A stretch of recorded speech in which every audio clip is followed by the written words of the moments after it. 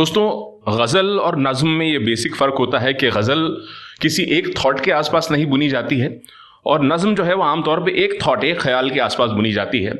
और भारत में मॉडर्न हिंदी उर्दू नज़्म के बादशाह अगर किसी को कहा जाए तो वो है गुलजार साहब।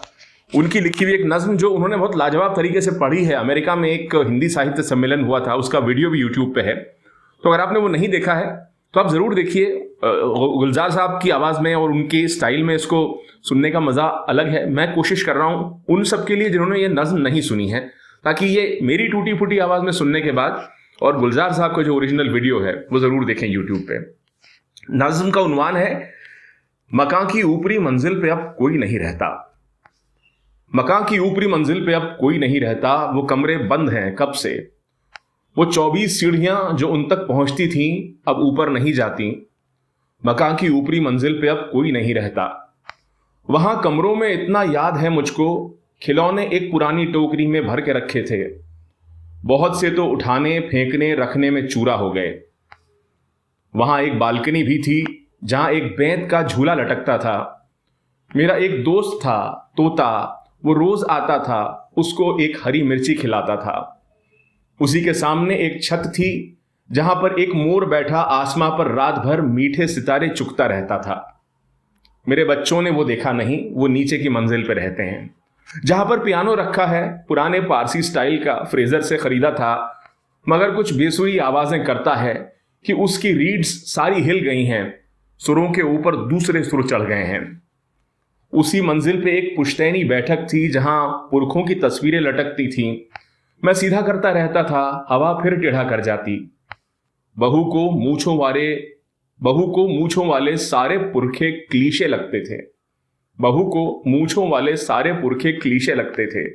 मेरे बच्चों ने आखिर उनको कीलों से उतारा, पुराने न्यूज़पेपर में उन्हें महफूज करके रख दिया था।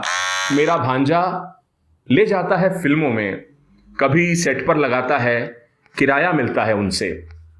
मेरी मंजिल पे मेरे सामने मेहमान खाना है, मेरे पोते कभी अमेरिका से आए तो रुकते हैं। अलग साइज में आते हैं वो, जितनी बार आते हैं खुदा जाने वही आते हैं या हर बार कोई दूसरा आता है। वो एक कमरा जो पीछे की तरफ बंद है, जहां बत्ती नहीं जलती, वहां एक रोजरी रखी है, वो उससे महकता है। वहां वो दाई रहती थी कि जिसने तीनों बच्चों को बड़ा करने में अपनी उम्र दे दी थी। मरी तो मैंने दफनाया नहीं, महफूज करके रख दिया उसको। और उसके बाद एक दो सीढ़ियां हैं, नीचे तहखाने में जाती हैं जहां खामोशी रोशन है, सुकून सोया हुआ है, बस इतनी सी पहलू में जगह रखकर कि जब मैं सीढ़ियों से नीचे जाऊं तो उसी के पहलू में बाजू पर सर रखकर सो जाऊं। कि जब मैं सीढ़ियों से नीचे जाऊं तो उसी के पहलू में बाजू पे सर रखकर सो जाऊं। मकां की ऊपरी मंजिल पे अब कोई नहीं रहता। मकां की ऊपरी मंजिल पे अब कोई नहीं रहता। उम्मीद है कि आपको ये नज़्म पसंद आई होगी। मेरे नरेशन के लिए नहीं, गुलजार साहब की नज़्म की स्पिरिट के लिए इसको अप्रिशिएट करें, सुने।